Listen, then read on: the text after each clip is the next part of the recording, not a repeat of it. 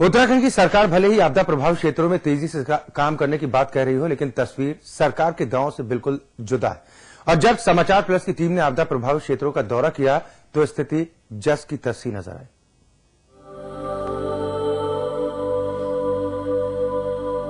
उत्तराखंड आपदा के कई महीने बीत चुके हैं, लेकिन इस आपदा के बाद इस क्षेत्र में हालात कैसे हैं और कितने बदले हैं, और इसे जानने की कोशिश की है समाचार प्लस ने। इस आपदा को हुए महीनों बीत गए, लेकिन क्षेत्र के हालात, स्थिति और परिस्थिति में किस तरह का बदलाव आया है वो हम आपको दिखाएंगे। आप अपने टेलीविजन स्क्रीन पर देख सकते हैं, ये उत्तराखंड का वही इलाका है जहां जून के महीने में प्रकृति ने अपना वो रूप दिखाया था जिसे सोचकर भी रोंगटे खड़े हो जाते हैं। इस प्राकृतिक आपदा के बाद उत्तराखंड की सरकार बार बार दावा कर रही है कि अब क्षेत्र के हालात बदल चुके हैं, लेकिन समाचार प्लस के editor in chief Umesh Kumar ने क्षेत्र की स्थिति को जानने के लिए हेलीकॉप्टर से इन क्षेत्रों का जायजा लिया और आपको भी दिखाने की कोशिश कर रहे हैं कि क्षेत्र में क्या क्या बदला है और कितना बदला है, और बदला भी है तो किस तरह का बदलाव हुआ है। समाचार प्लस की टीम ने आज यहाँ का दौरा किया, आपदाग्रस्त क्षेत्र का। हमने देखा यहाँ कई ऐसी जगह है जहाँ आपदा की बारिश सही से नहीं हो पाई। एक हेलीकॉप्टर जो आपदा के दौरान क्षतिग्रस्त हुआ था, उसका मलबा आज भी वहाँ पर है। हम आज उस जगह भी गए जहाँ पर MI-17 क्रैश हुआ था। जनवरी के इस महीने में बर्फ की सफेद चादर ओढ़े हुए केदारनाथ का ये दृश्य आप देख सकते हैं। जून के महीने में प्राकृतिक आपदा का तांडव सबसे ज्यादा केदारनाथ धाम में ही देखने को मिला था, लेकिन उसके बाद से केदारनाथ में क्या कुछ बदला है उसे आप अपने टेलीविजन स्क्रीन पर देख सकते हैं।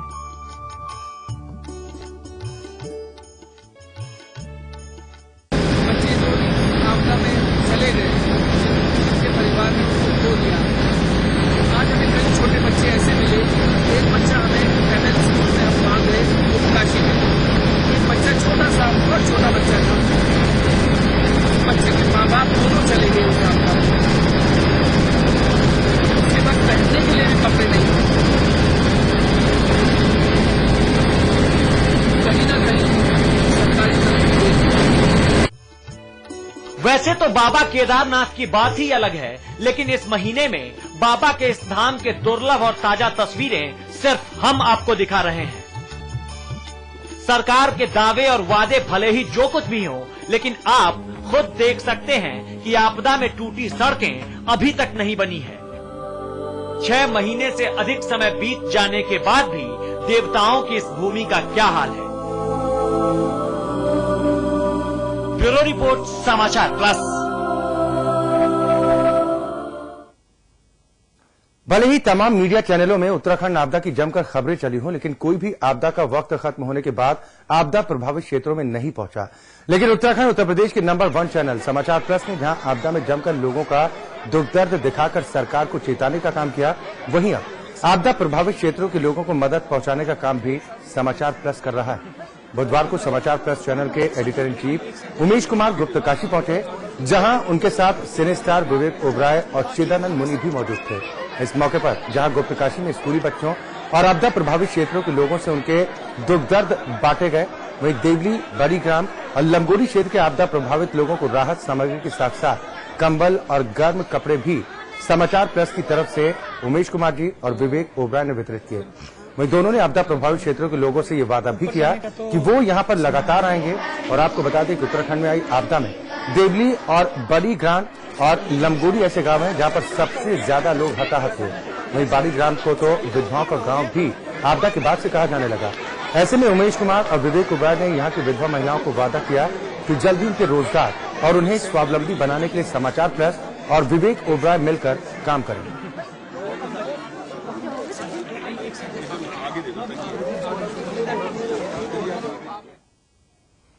भीषण आपदा की चपेट में आई केदार घाटी के पीड़ितों का दुख दर्द बांटने के लिए भारतीय सिनेमा के सुपरस्टार विवेक ओबराय बुधवार को घाटी के गुप्तकाशी गांव पहुंचे। उन्होंने आपदा पीड़ित लोगों से मुलाकात कर उनकी समस्याओं के बारे में जानकारी हासिल की। इस मौके पर विवेक ओबराय के साथ समाचार प्लस के editor in chief Umesh Kumar भी मौजूद थे।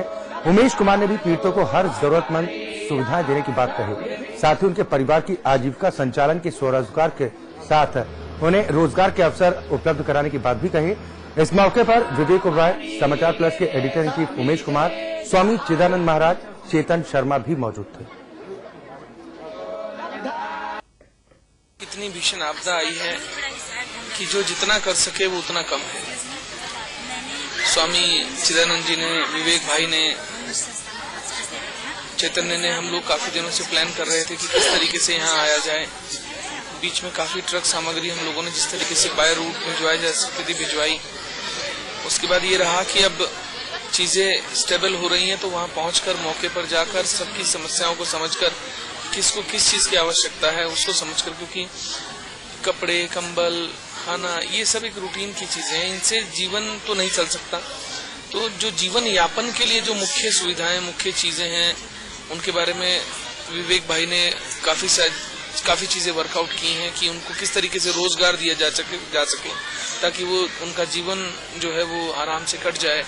बच्चों की एजुकेशन के लिए क्या किया जा सके, तो इसके ऊपर सारी चीजें हम लोगों ने भी फोकस किया हुआ है। अब उसी को लेके आगे बढ़ेंगे। मेरी बड़ी इच्छा थी कि आकर जो रिहेबिलिटेशन का काम होगा, जो पुनर्निर्माण का काम होगा, उसमें किस तरह से हम थोड़ा सा कंट्रीब्यूशन कर पाए, किस तरह से हम लोगों के आंसू पहुंचे, किस तरह से हम विधवाओं को आजीविका का साधन दें, किस तरह से हम एक नई जीवन का शुरुआत करें लोगों के लिए। हम सब आज यहाँ आए और ऑलरेडी काफी चल रही हैं बातें। उमेश भाई ने भी बहुत इंटरेस्टिंग आज बातें करी हैं कि किस तरह से हम खासकर औरतों के विकास के लिए, क्योंकि जब आप एक औरत की मदद करते हैं तो फिर आप एक पूरे घर की मदद करते हैं, उसके बच्चों की मदद करते हैं। बांद्रा से देहरादून आने